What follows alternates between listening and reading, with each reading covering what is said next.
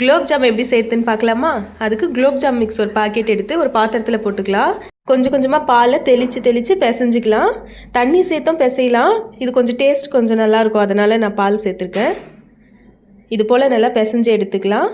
கையில் நெய் இல்லைனா எண்ணெய் எதனா தடவிக்கலாம். தடவிட்டு நம்ம பிசைஞ்சு வச்சோம்ல, அது சின்ன சின்னதாக எடுத்து உருட்டிக்கலாம்.